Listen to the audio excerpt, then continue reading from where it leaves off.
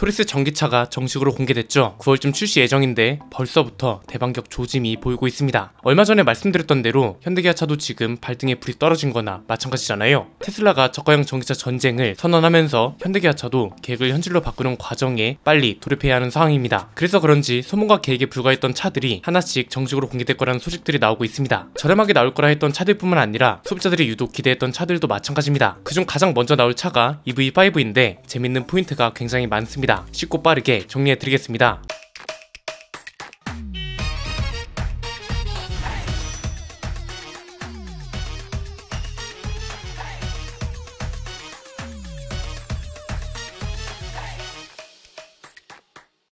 EV5 양산 모델이 이번 달 중으로 최초 공개될 거라고 합니다. 스펙을 비롯한 정보들을 간단하게 정리해보면 우리나라 소비자들도 충분히 좋아할 만한 차라는 걸 알 수 있습니다. 가장 중요한 건 아직 국산차 브랜드 중에서는 이 급의 전기 SUV가 토리스 전기차밖에 없다는 거겠죠. EV5도 토리스 전기차랑 비슷하게 스포츠지와 소렌토 중간급이라 보시면 되는데 스펙은 기존에 알려져 있던 것과 거의 비슷합니다. EGMP 플랫폼을 기반으로 만들어지고 82kWh짜리 리튬 인산철 배터리를 장착하는 걸로 알려져 있었잖아요. 그런데 최근에 약간 다른 말도 나오고 있습니다. 중국 전용 모델에는 리튬 인산철 배터리를 장착하고 국내 판매 모델은 리튬 이온 배터리를 장착한다는 건데 이 결정에 대해서는 어떤 반응이 나올지 지켜봐야 할 것 같습니다. 워낙 배터리 관련해서는 갑론을박이 치열하잖아요. 중국산 배터리라도 CATL이나 BYD처럼 규모가 큰 회사 배터리면 차 가격만 저렴하면 된다는 사람들도 있고 리튬 이온 배터리보다 효율은 떨어져도 비교적 안전해서 괜찮다는 사람들도 있고 중국산이라는 점과 더불어서 리튬 이온 배터리 효율은 절대 따라가지 못한다고 하는 사람들도 있습니다. 이건 저도 개인적으로 의견이 좀 궁금해서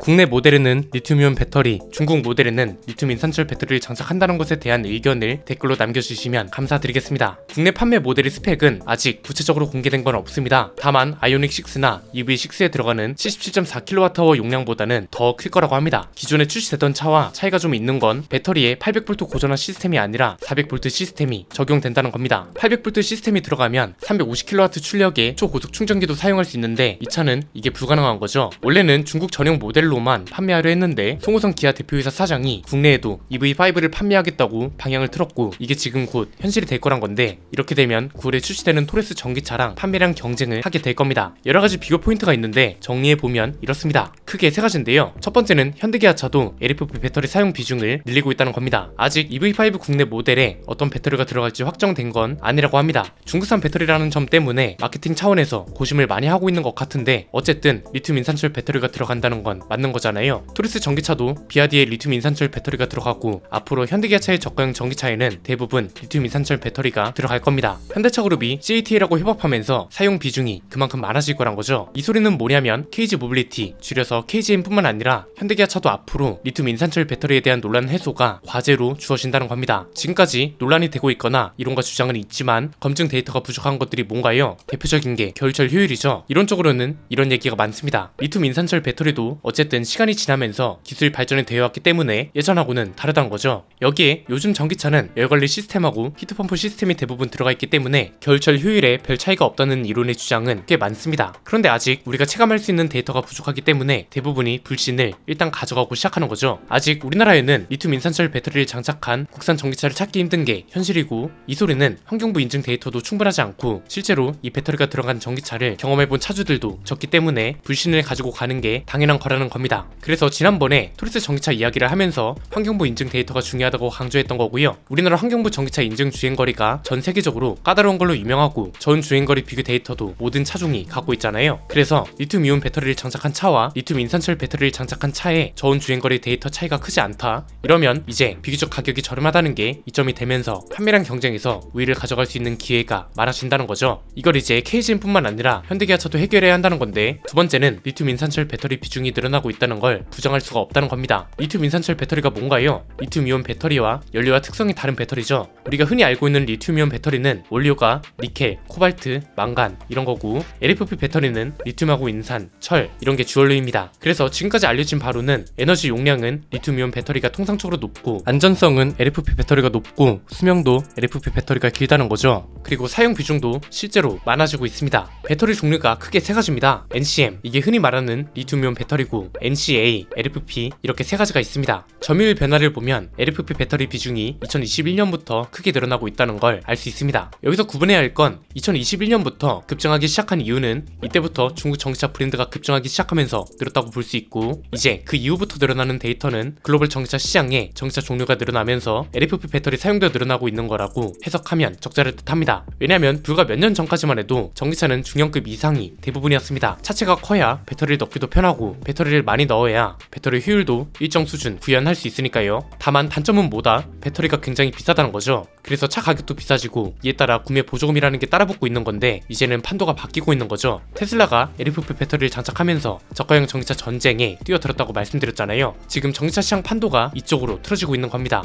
이제는 시장 경쟁이라는 말이 전기차 시장에도 적용되기 시작했다고 볼 수 있거든요. 그냥 비교하면 이런 겁니다. 우리 동네에 아이스크림 가게가 두 군데밖에 없어요. 이때는 이제 아이스크림 하나에 1,000원으로 팔자고 두 가게끼리 가격 담합이 가능합니다. 이럴 때 담합이 필요한 이유는 자신들이 손해를 보지 않으면서 수요도 적절하게 유지할 수 있는 수준이 되어야 공급도 유지되고 수익도 유지되니까 그런 건데, 어느 날 갑자기 아이스크림 가게가 10군데로 늘었어요. 이렇게 되면 10군데 모두가 가격 담합을 하기가 어려워지는 거죠. 가까운 가게끼리는 가능할 수 있는데 여기서도 서로 눈치 싸움을 해야 하는 겁니다. 저쪽에 있는 가게가 1,500원에 판다? 그러면 우리 가게는 1,300원에 팔아버려서 수요를 뺏어올 수도 있는 거잖아요. 모든 시장의 가격 경쟁은 이런 식으로 형성이 되는 거고, 지금 이제 전기차 시장은 치킨 게임이 시작된 거죠. 중국산 LFP 배터리 사용을 늘리면서 가격 경쟁력을 갖추고 점유율을 확 끌어올릴 거냐, 아니면 중국산이라는 리스크가 터질 거냐, 이런 싸움이라고 봅니다. 그리고 또 다른 하나는 소형 전기차가 늘어나는 것도 한몫한다고 볼 수 있는데요. LFP 배터리가 비교적 저렴하다 보니까 소형차나 경차에 적절하잖아요. 그래서 현대기아차도 캐스퍼나 레이 전기차에 LFP 배터리를 넣겠다고 한 거고, 여러모로 지금 LFP 배터리가 늘어날 수밖에 없는 조건이란 거죠. 세 번째는, 그래서 현대차랑 KGM 중에 LFP 배터리에 대한 고정관념을 깨는 회사는 어디가 먼저일지, 이게 참 궁금하다는 겁니다. 사실상 모든 데이터에 대한 논란 해소가 필요합니다. 겨울철 효율뿐 아니라 주행 가는 거리도 이게 진짜 맞는 건지 의심하는 분들이 많거든요. 일단 KGM이 발표한 토리스 전기차 주행 가는 거리는 420km 이상이라고 합니다. 이거보다 훨씬 높게 나올 수도 있다고 하는데, 실제 주행 가는 거리는 어느 정도일지, 겨울철에는 얼마나 떨어질지, 이런 게 관심사란 거죠. 기아도 마찬가지입니다. EV5 주행 가는 거리가 600km 이상일 거라고 합니다. 그런데 이건 자체 측정 내지는 추측 데이터일 뿐이지 악명 높은 환경부 인증 주행거리가 아니란 말이죠. 환경부 인증 주행거리가 400km 이상이어야 주행 가는 거리에 대한 불신이 해소될 거고, 그 다음이 앞에서 말한 저온에서의 주행거리 효율, 이것도 환경부 인증 거리가 있어야 한다는 겁니다. 일단 여기까지만 해도 대부분의 논란이 해소될 거고, 그 이후에는 이제 여러가지 수단과 방법으로 실제 인증 사례가 덤으로 나올 겁니다. 정부 기관의 실험이라던가 인플루언서들의 실험이 구매자들 판단에 도움이 될 겁니다. 사실 제일 좋은 건 LFP 배터리를 국내 기업들이 개발하고 판매하는 거죠. 아마 우리 배터리 기업들 기술력 정도면 그리 어려운 일 같진 않은데, 이것도 일종의 눈치 싸움이라 어떤 회사가 막 적극적으로 나서지 않는 이상 생산 단가 같은 것들을 고려해서 당분간 자동차 기업들은 중국산 LFP 배터리 채택을 유지할 겁니다. 그러면 여기서 또 하나 주어지는 과제가 과연 안전하냐, 이거겠죠. LFP 배터리 자체가 비교적 안전하다고는 하지만 이게 중국산일 때도 유효한지, 이게 중요하다는 겁니다. 사실 이건 기업 자체 실험보다도 화재 데이터 같은 게 큰 역할을 하게 될 겁니다. 그렇잖아요. 어떤 기업이 자신들이 쓰는 배터리가 안전하지 않다고 홍보하겠어요.